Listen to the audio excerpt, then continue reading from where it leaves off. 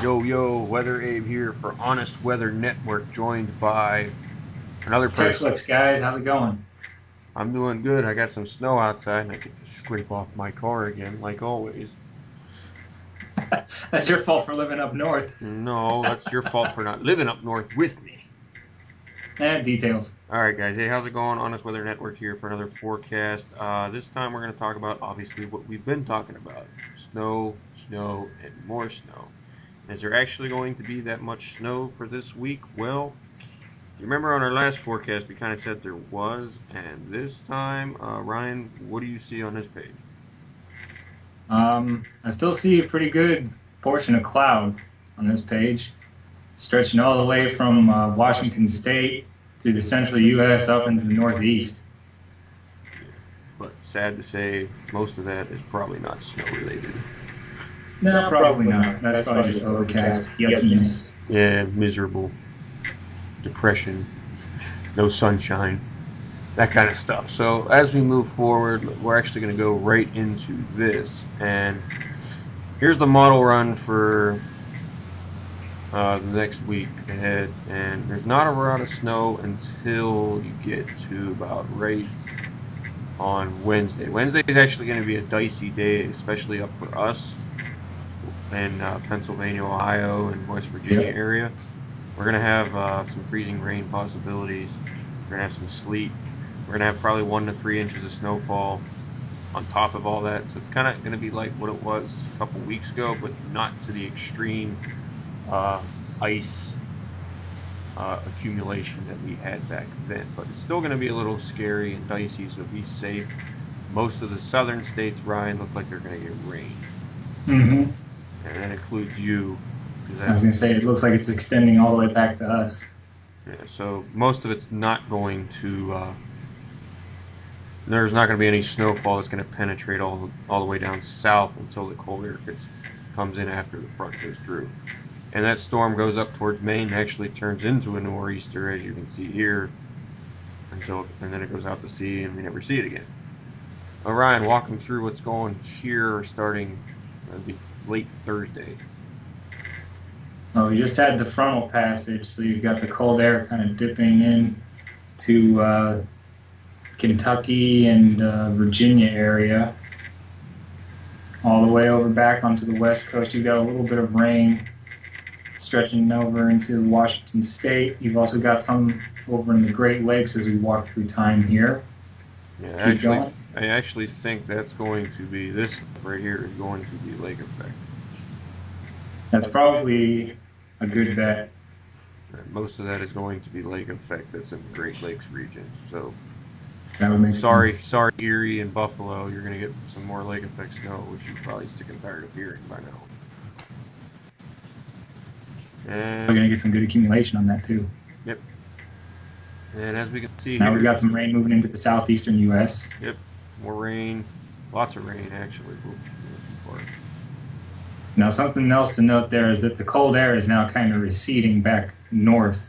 So up into Ohio area, you're going to actually have higher than freezing temperatures is what that looks like. Yep, that's what I see too. That's going to become Sunday, so everybody north of looks like Kentucky, West Virginia is going to actually have a little bit of a warm up this weekend. It'll be nice.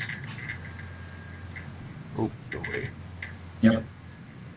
And Alaska is getting pounded and pounded again. Mm-hmm. Keep walking us through. There we go. We've got another little bit of a dip there in the central U.S. and then a whole mess of rain here, Yeah, that's a lot of rain. especially on the Gulf Coast. Yeah. Got a lot of it happening on the Gulf Coast. So prepare for a wet week and into next week for a majority of the east and Mm-hmm. southeast. It'll be a little bit warmer, but it'll be a little bit wetter. Yeah. Looks like a fun time, at least according to me. All right, so I'm gonna do something different. Like last time, we did the forecast for the different cities that we kind of wanted to. This time I kind of pulled up something on NOAA that's a little bit easier to understand. It's a map of the United States that actually gives you the temperatures in specific areas of actually where the MOS forecast points are. And then it kind of color codes it, so it's a little bit easier to read. That way you're not just looking at a whole bunch of numbers. These are That's just, a lot more user friendly. yeah, these are lot temperatures. All right, these are just temperatures. That's all this is, nothing else.